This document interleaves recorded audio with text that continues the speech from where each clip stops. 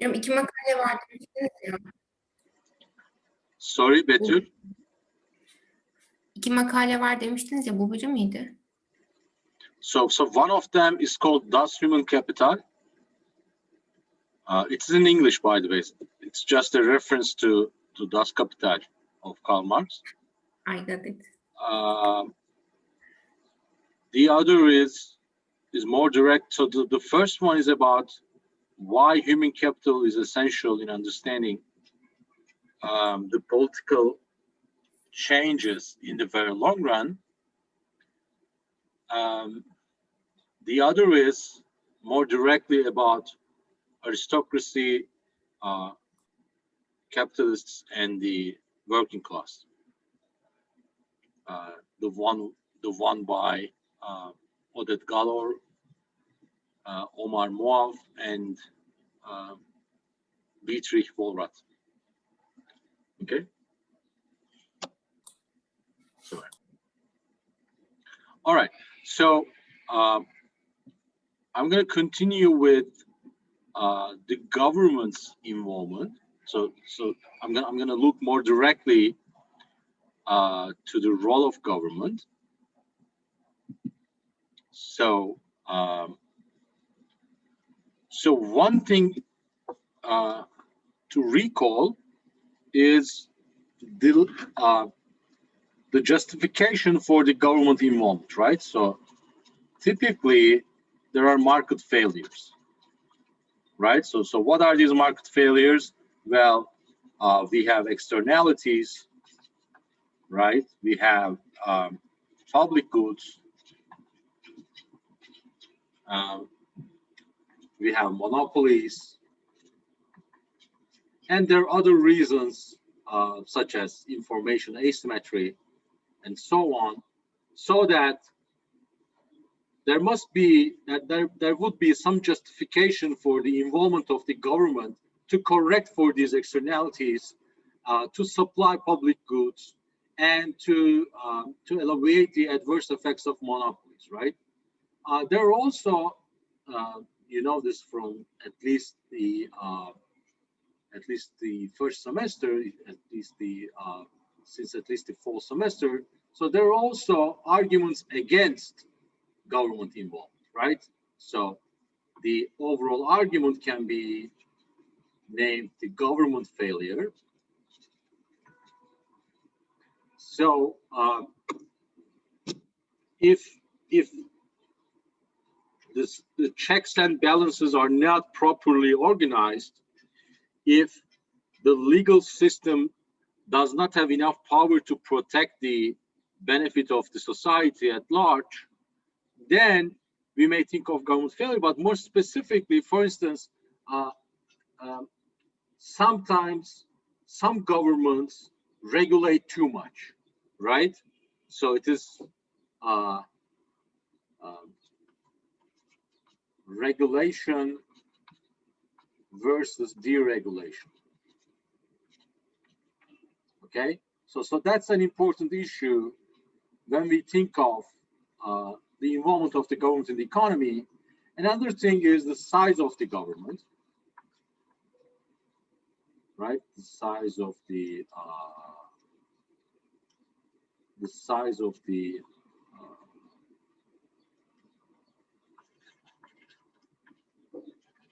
government is also important because at least you know, from your macro classes, you know that there's something called crowding out. So if the government is involved in too many sectors, and an active producer and an investor, then that usually crowds out the private sector from private agents from that sector. And another important thing is that usually some government activity or the government involvement is to correct for inequalities, right? So the trade-off is between equity and efficiency. All right. So there is usually a trade-off. Of course, a government might have some incentives, might have some objectives to decrease the inequalities in the society. That could be income inequality or the wealth inequality. But usually the tax systems have some outcomes, some distortions in the private sector. So those tax and transfer schemes create inefficiencies because most of these taxes are distortionary. So the society faces that trade-off between equity and efficiency, right? So the governments can sometimes fail in adjusting the optimal tax rate or the optimal transfer scheme or the optimal progressiveness of the tax, right? So as you know, there are flat taxes versus progressive taxes. Okay, so in the case of flat taxes, there is a particular tax rate that is applied for each and every income level, and then in the progressive case, the tax rate depends on the income, right? So if the government is not very successful in adjusting for the optimal tax rate, then those inefficiency problems may be important. So that's one thing. So there are always two conflicting views. One that says markets fail because of these reasons, so that government should intervene, and the other groups say, okay, government can intervene, but also there are reasons that governments also fail, right? And even if we do not have corruption, we can still have the problem of optimal size of regulation, the problem of optimal size of government activity, especially in terms of consumption and production, and whether or not the government can actually identify the optimal tax rate, the optimal transfer scheme. So for instance, if there's a policy to sustain the livelihood of the poor people, so how can you distribute such aids, right? How can you distribute such aid? Is it going to be a financial aid or is it in kind? So what is the optimal way to deal with poverty problems? Are you gonna have direct transfers, or are you gonna support, for instance, entrepreneurial activities, or are you gonna finance education of the poor people, and so on and so forth? So all of these require, so the government involvement always requires governments to know a lot about the society, right? And in reality, governments are not actually fully capable of understanding, who is the poor, who is the low productivity guy, who is the low productivity firm, so which one is the low productivity sector, and so on and so forth. So the idea is that so it is hard to sustain the argument that government should not involve. That's pretty strong. But how much of government intervention is necessary or is optimal is an open question, depending on the particular question you want to address, right? For instance, after the 2008 financial crisis, most economists agreed on the fact that the regulation of the financial system, especially the credit system, is crucially important to sustain a well-balanced, stable financial system. So from Wall Street to Main Street, there are important linkages. So we have to guarantee that our financial system in a capitalist economy is stable enough, so the credits are given to people or the firms that have enough or sufficient assets to pay back to such credits is an important lesson that we learned from the 2008 financial crisis. But we should also ask why governments fail for institutional reasons that we discussed in the earlier hour, right? So one thing that matters a lot is rule of law, all right? So I have some figures here, so let me check. So where's that? Okay, so in terms of rule of law, so these are from David Weil. So suppose that you have capital stock and human capital here. So this is suppose that physical capital per worker, right? We discussed these things earlier. And this is, let's say, human capital per worker, right? And suppose this is the average productivity in society. So the rule of law index have strong positive relationships with these levels, right? So all of these are relative to US, by the way, relative to the US economy.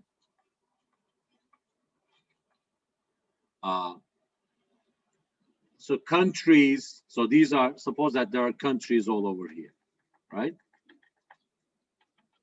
So if you look at the average productivity levels across societies and average levels of physical capital per worker and human capital per worker, and if you look at how it is related with the rule of law, okay, you see strong positive relationships, and that is important, right? And in terms of government size, so what is the optimal size of the government? Well, there's this thing called Wagner's law. So according to this theory, if societies get richer and richer, the share of government expenditure within GDP is getting larger as well, because a developed society, a more developed society, requires a more complex arrangement of bureaucracy and the provision of the public goods and the regulation of the markets, and so on and so forth. So that requires a larger government size. And in the history, if you look at developed countries, the figure looks something like that. Again, this is from Weil. So the figure, so if you have G of Y here and time here, so I think it starts at, let's say 1870s and coming to the present age. So we have something like that, right? In the rich countries of today.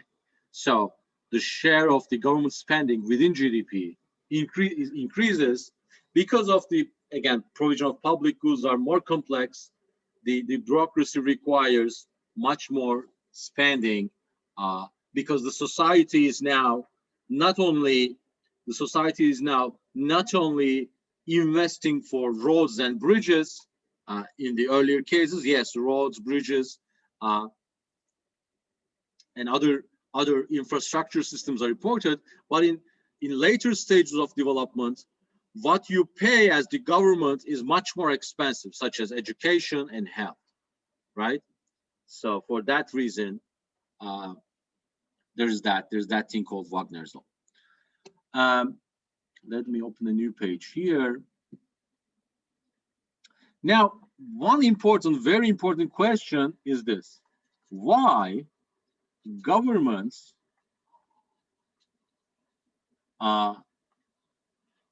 do things, this is directly from David Weil, do things that are harmful for growth?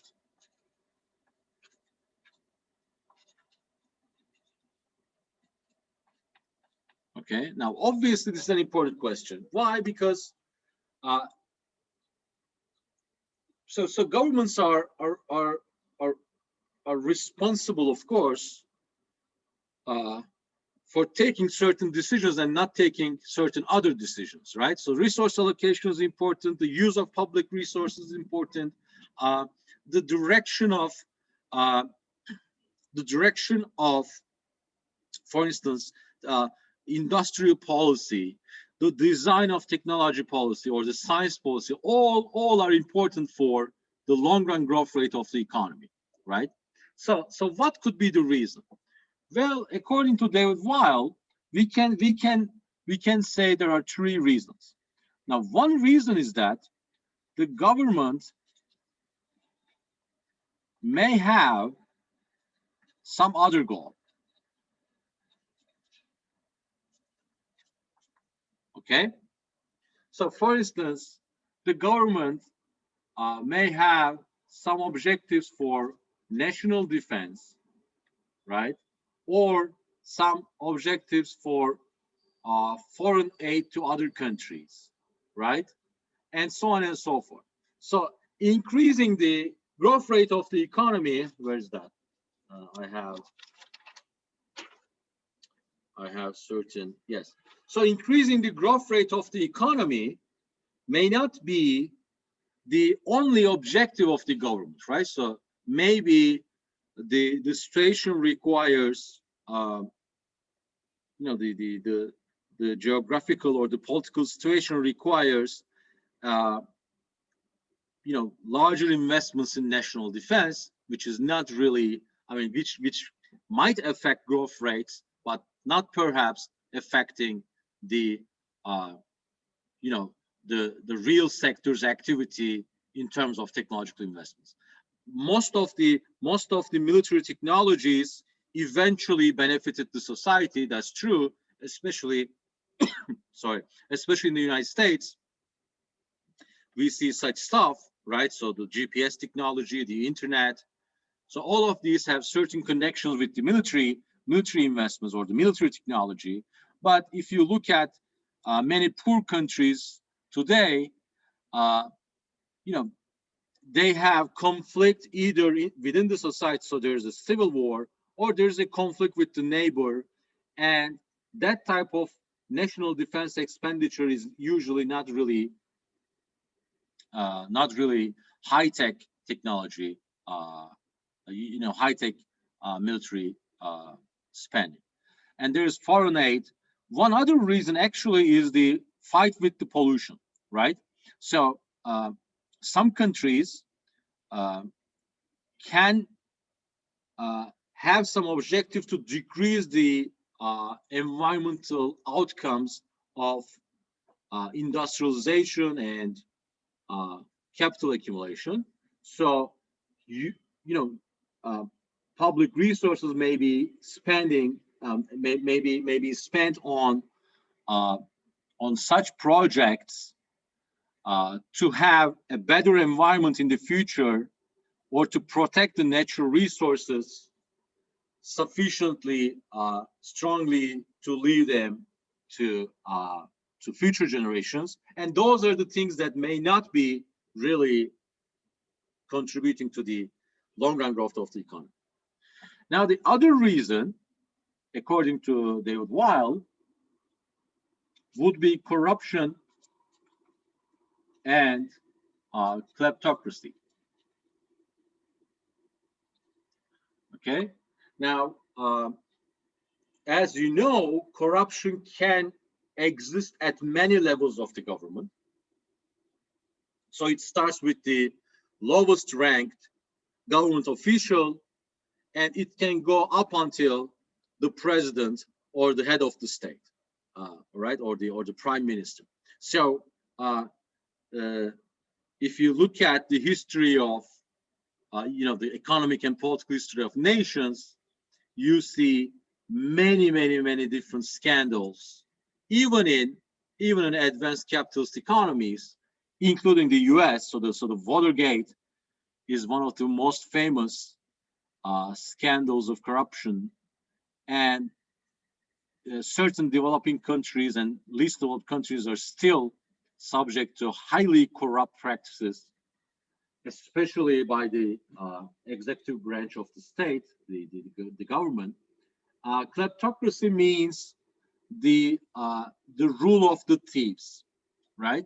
So as long as the de facto political power is strong enough by the government can tweak the economic activities to gain some financial power for themselves. All right, so that could be again the lowest ranked government official, such as a police officer or some I don't know, tax audit official, or that could be the mayor of a city, right? Or that could be the president himself or herself. For instance, if the president, so this is the example from Weil, I guess. So if the government, if the head of the government, the president, gives certain privileges of monopoly rights to his family, right? So then I think we can fairly confidently say that there's a corrupt government there, because most possibly not the closest family members of the president, but some other firms in the economy would be more productive in serving that particular sector or serving that particular section of the economy than the president's own family. So in general, corruption and kleptocracy cause the long-run growth rate of the economy to be less than its full potential, and in most cases, it actually hurts the long-run growth rate, long-run growth path of the economy. The third reason is the preservation of power. So I think it's called self-preservation.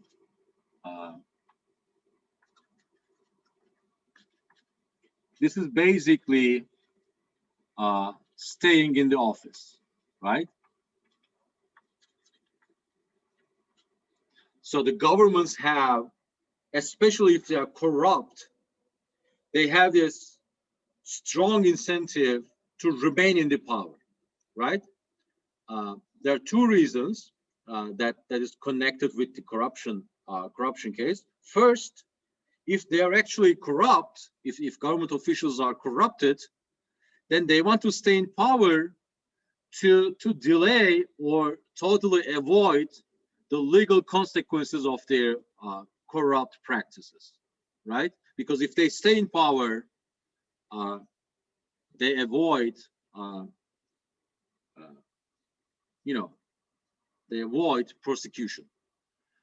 The second reason is that if they are corrupted, that means they obtain financial resources. So they use public resources for their own benefit, for their own interest, so that they want to continue, right? They want to continue basically taking bribes and getting cash transfers and obtaining some sort of rent of being the government, right? Of being the corrupted government in a corrupted society with no rule of law and with no strong legal system that protects the rights of the public at large. So for these reasons, the governments can use resources not for increasing the long-run growth rate of the economy, not for industrial policies, not for technology policies, not for science policies, not for educational reforms, and all other things that you may imagine that are useful for increasing the growth and welfare of the society in the long run. Instead, the government can spend these resources to, for instance, I don't know,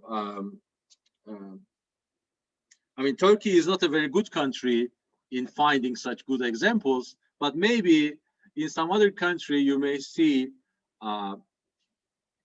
certain types of public spending by the government that benefits only the government itself. So look at, for instance, election systems, right?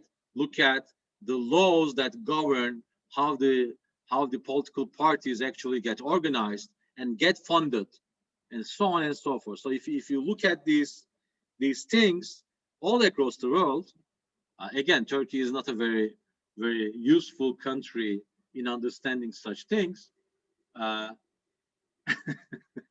am of course joking, right? So just to make sure, I'm joking because Turkey is almost perfect in understanding how corrupt a society could be, and not just for the current government, but many other governments before the Justice and Development Party.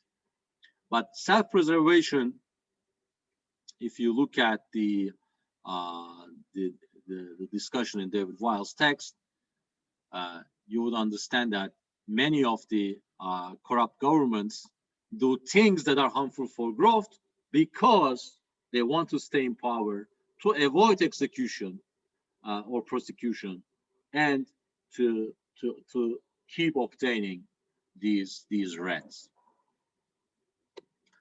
So let me stop here for a moment if you have questions. If you do not have any questions or comments, I'm going to continue with one final remark.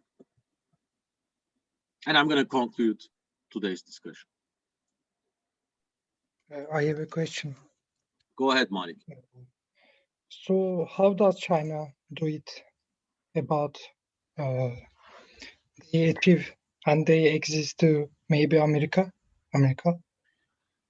Well, Chinese case is rather interesting. So they have this strange mix of state capitalism with, communistic features. So they have this, of course, long history of communism and collectivistic regime, but now they're open to trade, right? And they're investing heavily in. They actually invested heavily in labor-intensive technologies, and they are now trying to make further steps in the types of products they produce and sell at large amounts. So they are now, I think it is fair to say that they are now the factory of the world. But in terms of society and politics, we see much oppression, right? In the Chinese case. So you are not, as a citizen, you do not have all the free access to internet. You are closely monitored, right? The state very closely monitors your activities. So according to many economists, many political economists and institutionalists, new institutionalists, this is not stable. So in the long run, eventually, because of these oppressive and to some extent oligarchic features, the Chinese case will not be capable of supporting further economic growth, and China cannot be an innovative country such as, I don't know, Germany or Sweden or United States or South Korea, right? And the South Korean case is also actually interesting because there was this very powerful dominant party regime in South Korea, but they still benefited from planning, and they became an innovative nation. So I don't know how China, what China will show us in the next decades.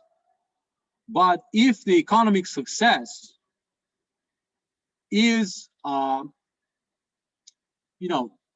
if the economic success is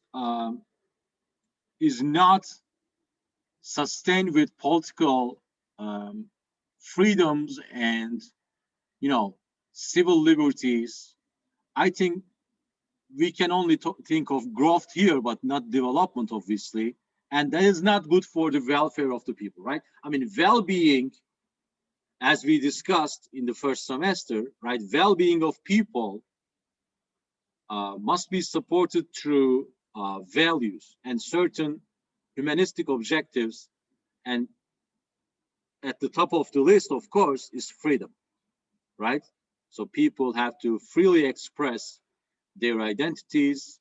People have to be freely exercising their, their gender,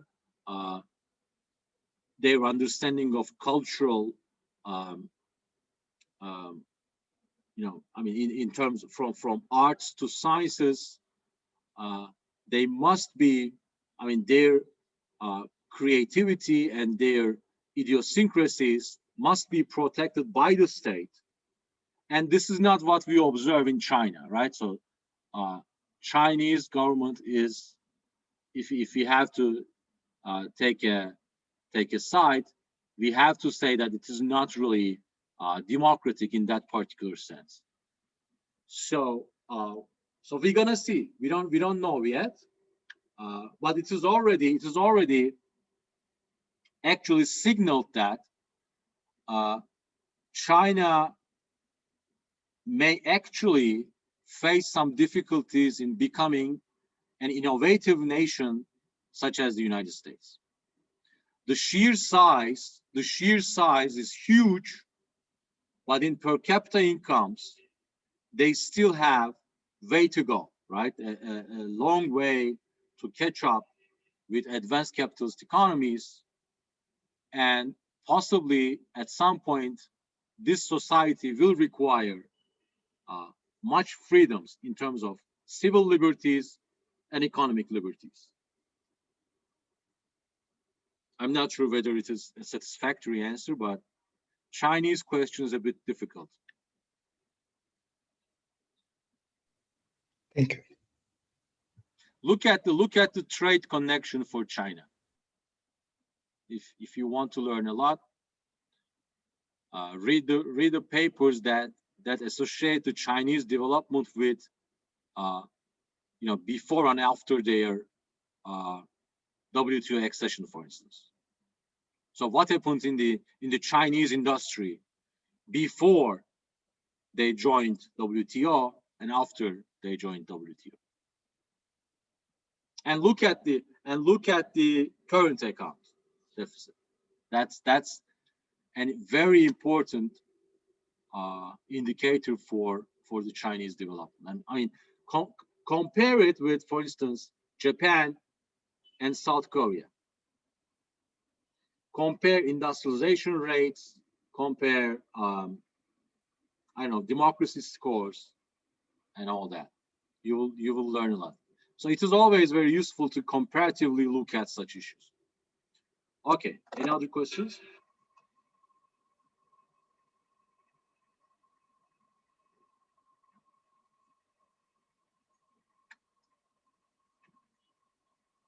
Great. So our last class meeting will take place on Wednesday at 1 p.m. And we're gonna cover the third fundamental cause of long-run growth, which is culture. So I will see you there then. If you have no other comments or questions. Hocam başka bir ek ders yapacak mısınız?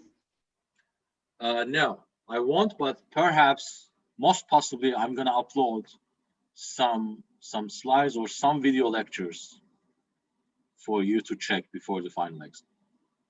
Okay, teşekkürler hocam. Rica ederim. All right then. See you on Wednesday. Bye bye. Görüşürüz. İyi günler. Görüşürüz hocam. Teşekkürler. Rica ederim. Bye bye. İyi günler hocam.